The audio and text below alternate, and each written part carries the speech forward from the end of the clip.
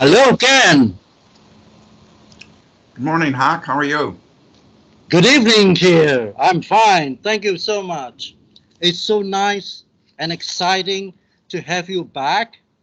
And I feel in our last session, we didn't cover as much as we wanted to. And today we're just going a little bit more onto the um ghost busting aspects. And the relevant question now is that we didn't cover about animal souls. What do you think about animal souls? Do they need to be helped to cross over, or is it that animal souls just go naturally over? Yep, that's a good topic. A lot of us have been led to believe that animal souls cross over automatically.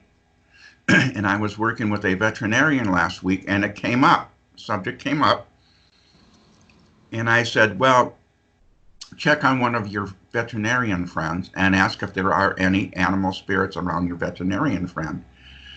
He got there were 128 animal spirits around his veterinarian friend.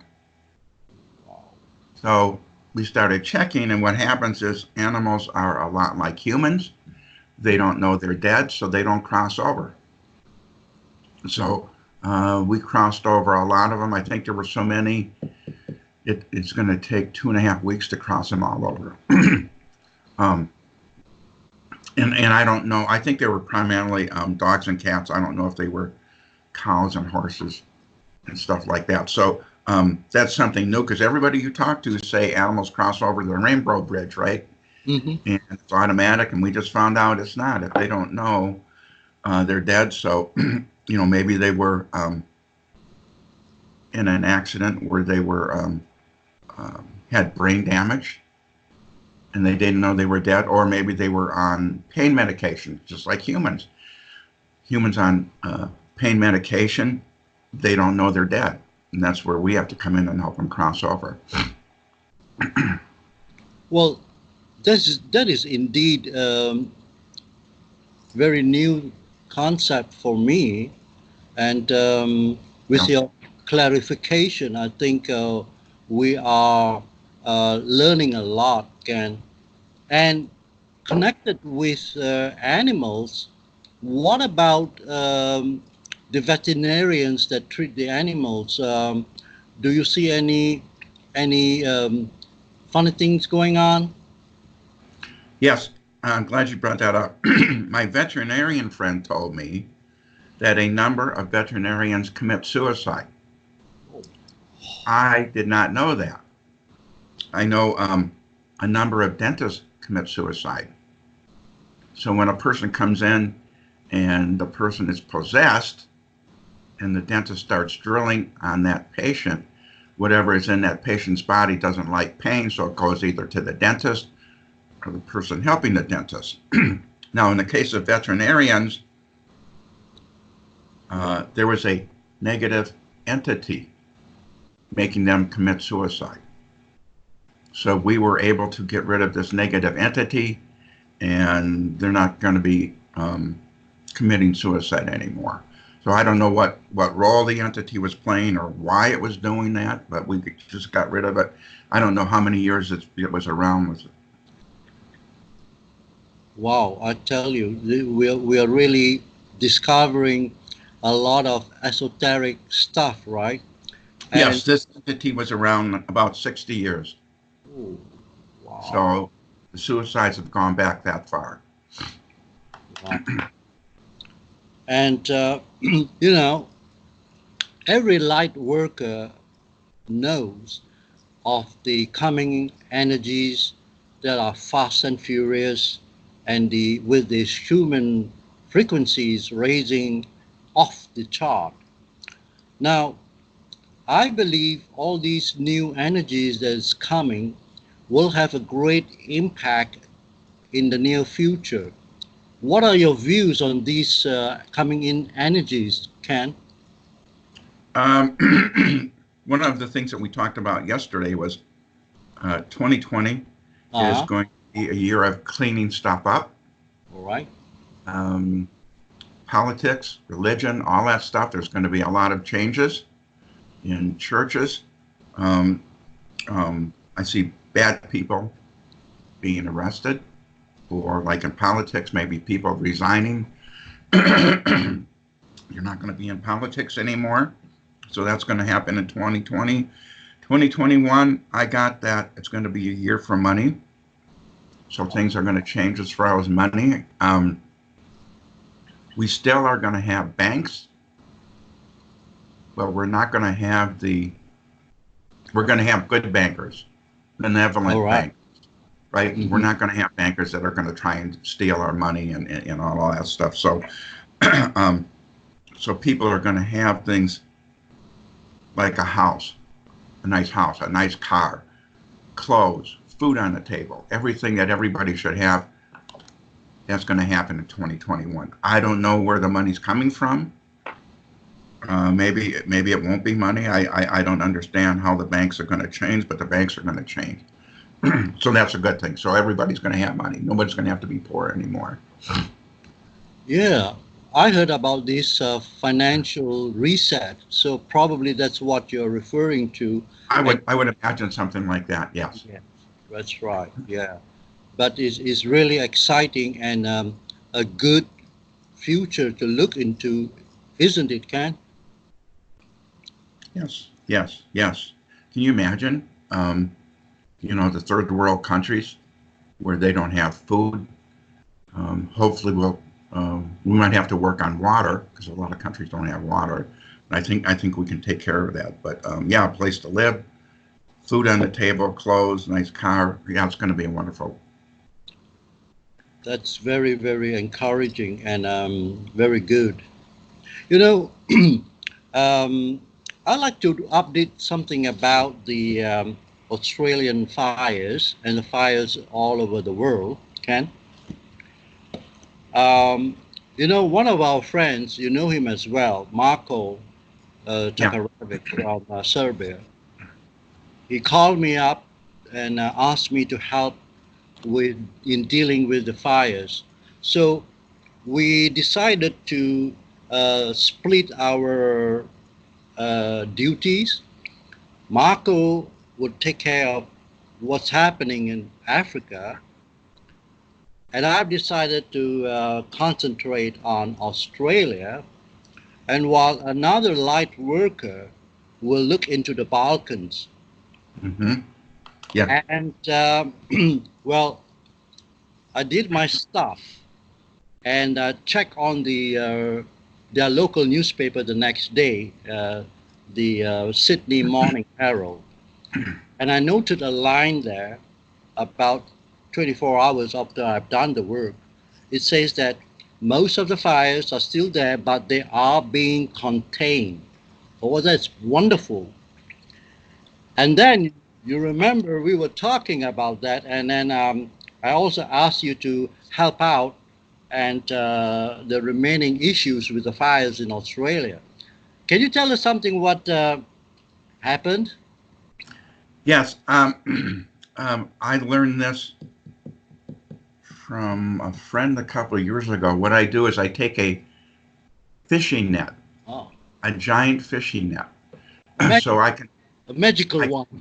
A magical one. It's a special one. Nobody else uses it. So I can take it through a person, place, or thing.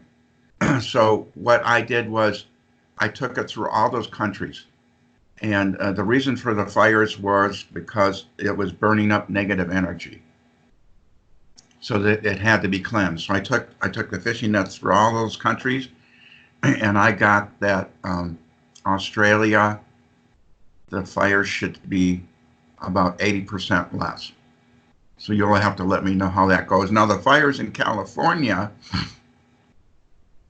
they started out as small fires, but there were some negative entities making the fires grow. So these negative entities were feeding off of the death and destruction. That's where they get their sustenance from. So we got rid of those, and a friend asked me about a tsunami in California, and I said, it's not going to happen. because we got rid of this negative entity. I said, if we wouldn't have got rid of that entity, the tsunami would have happened. So it's cool, the things that we can do as energy workers. Fantastic, Ken. We have a lot of things to learn, to know, and to thank for basically all the other light workers and light warriors who are behind the scene, Yep. helping things out, really.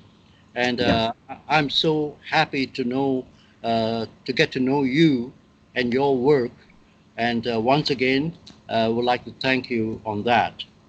And there is a reason we did discuss about what happened in America with testing babies' blood.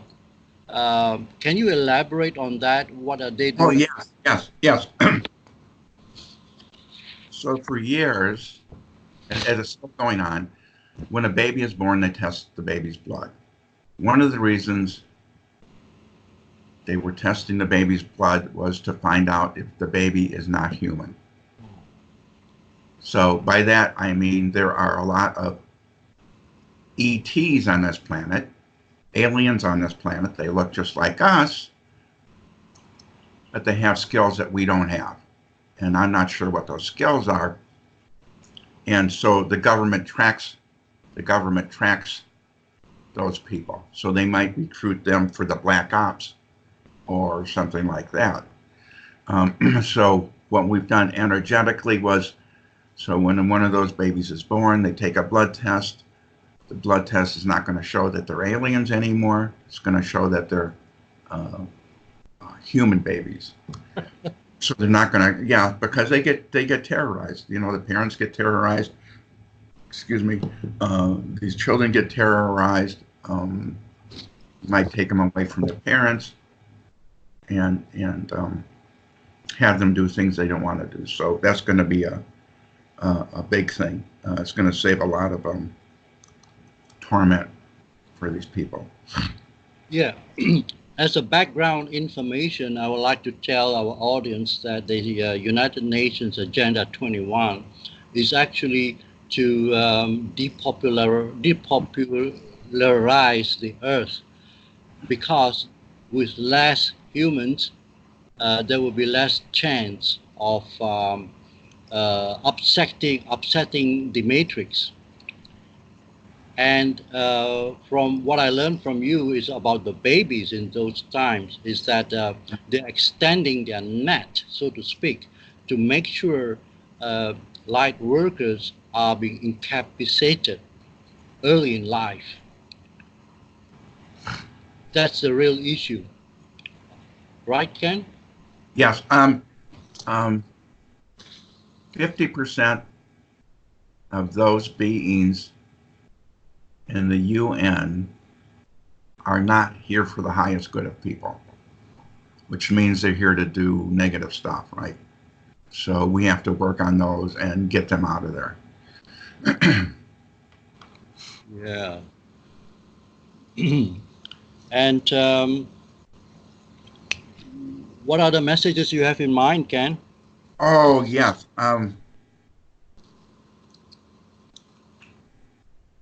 So everybody has heard about children being abducted in major shopping centers, either Yep. in the buildings, in the parking lots outside, or white vans driving through neighborhoods.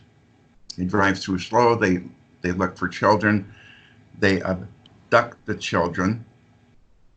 And I don't know how it is in your part of the world, but here in America, it's a big problem, even in small towns. So some benevolent beings, as of yesterday, stopped the child abduction. It was a major thing. Thousands of children a year were being abducted. It's been stopped so people can take a breath of fresh air and relax a little bit, but that doesn't mean you let your guard down. You know, when you're shopping, your child's in your shopping cart, you make sure you keep your eyes on your child, or you don't let them go to the restroom by themselves, because there still are bad people out there. But this is going to reduce the child abduction by how much? 50, 60, over 90%, Oh, wow. which is huge. Which Yes. is so it's a good thing. So now those children that were abducted and they're no longer with us, um, they are all going to the healing place, um, and we are working on healing the family and friends of these children that have been abducted, right? Because we have to heal them. Oh. Well, Got an early Christmas present.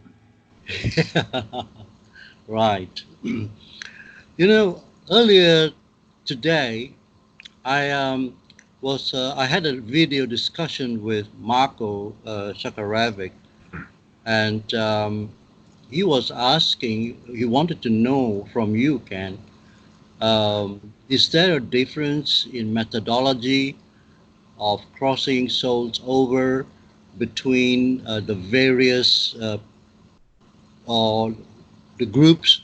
For example, uh, the priests, then the Muslims, and then the shamans, and what you've been doing. Are the matters the same, or any other details that you would like to answer Marco's question? Yeah, I think I don't think any religious groups know how to do it.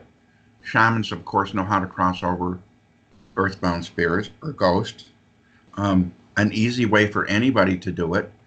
So, say something is in your house, turning the lights on and off, opening and closing doors, maybe turning the TV on and off, stuff like that. The easiest way is just to call on somebody called the spirit doctor. So you might have to call on the spirit doctor a couple of times so they hear you. So you say, I would like to talk to the spirit doctor. I would like to talk to the spirit doctor. I would like to talk to the spirit doctor. And then you say, can you please cross this spirit over to the light or the healing place or wherever the spirit has to go? So yeah, anybody can do it. And I think I'm glad you brought that up. I'm going to try and experiment with some of my friends that don't do it the way I do it. So I might be working with my son or some friends just for the heck of it. If I find a ghost or earthbound spirit someplace, to see if they can indeed do it. That's how I started. 12 years ago, I read a book on it and I started doing it before I took the class. So it's kind of cool. And there are a lot of earthbound spirits. I was just talking to a ex-sister-in-law the other day. And of course, a lot of people don't believe in ghosts or earthbound spirits. And I said, if this was taught in churches and schools, we wouldn't have the problems we do today. The stuff that we can't see, right? So, a family member might stick around for another family member, right? Husband and wife, and then they get stuck. And some people say, when there's a spirit around, they said, well, go to the white light. Well, that's the problem. The spirit doesn't, it might not know it's dead, number one. Number two, they don't know where the white light is. So you're not helping them at all. So that's why it's nice that we can cross them over. I've had a lot of spirits come to me asking for help. What did I just help with? John Candy, Mm-hmm. who is a famous actor here in America. He came to me. He was stuck. So it's cool the way that we can help these spirits. Oh, yeah. Ken, I like to relate a story, and this is going to be funny in a way. Okay, I'm a feng shui master, Mm-hmm. and I got my training from a grandmaster, and he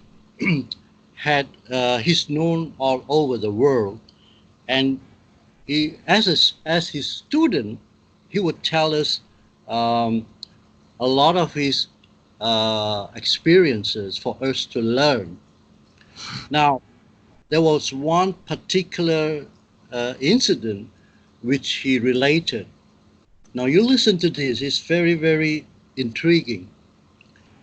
He was called to do the feng shui of a very rich man in America, in the US. This guy is so rich that he flew my grandmaster in his private plane, my country, to the US. And then when he landed at the airport, a limousine would come and pick my grandmaster up. Wow. All right. And my grandmaster said, on the way to his mansion, he has to pass by an area that looks like a desert. And halfway through the drive to the mansion, my grandmaster asked the limousine driver to stop for a while, because we don't have deserts in our country, so Okay. he wanted to have a feel and experience of the desert. Mm-hmm. So the driver stopped the limousine. My grandmaster walked out, and then he suddenly saw a horde, hundreds of Native American braves, Ken, walking up to him. And these braves, these Native American braves, are of course, that died in the wars, and asked him to help them to cross over. Yeah. So my grandmaster, well, he's used to many surprises. So he told the Native Americans, he said that, well, I will do it my way, but I need a little bit of Taoist paraphernalia. And my grandmasters told the natives, the Red Indians, the Native Americans, that on his way back, he will stop at the right spot with some Chinese candles, joss sticks, and other paraphernalia, which he will get from Chinatown. Mm-hmm. So after finishing the feng shui work, he got the stuff from Chinatown and was on his way back to the airport, and he stopped at the same spot. And the Braves came up again. And this time, my grandmaster did the Taoist way. He burned the incense, the joss sticks, the candles, and then he said, what a sight, because more and more and more of these Native American braves turn up, and then they just walk into the distance, and one by one, they just disappear. Oh, Ken, what a story. Well, I've got one for you, Oh, talking about Native Americans. uh-huh. Last spring, I went on a hike in a state forest here in Wisconsin with a psychic friend of mine. Oh. And we sat down for a rest, and he said, Ken, there are Native Americans around us. And I says, what are they doing here? He says, well, they're protecting the land. Well, I told them, I says, you don't have to protect the land anymore. I says, your family and your loved ones and your friends, I says, they all went to the light years and years ago. So we crossed those over. And then my buddy said, Ken, there's thousands of spirits around us that wanted to be crossed over. Oh, God, sorry about that. They wanted to be crossed over.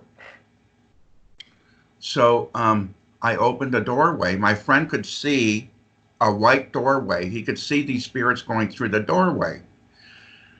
We're on a hiking path, and we're walking back to my car, and all of a sudden my friend starts going from one side of the path to the other side of the path. And I says, what's the matter with you? And he says, the spirits are walking through me. There's so many. So he's dodging them, right, like this. So I said to the spirits, I said, you guys have to go around us, right? And as soon as I said that, they started walking around us. But it was so cool that he could see the open doorway that they were going through. And as far as Native Americans, there's a lot of them that are still around today protecting their tribal land, or the land that they lived on.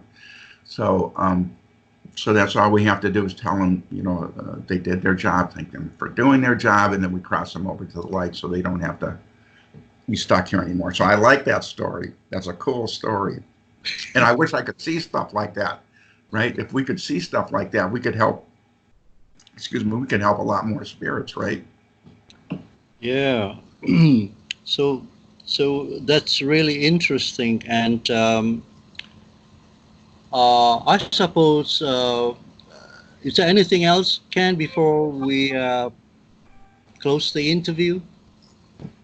No, I think that's about it. I think that the big one today is that the abduction of children has been stopped, and that 2020 is a cleanup year, and 2021, I'm sorry, is going to be a year of money and abundance for everybody. So we have a lot of good things to look forward to.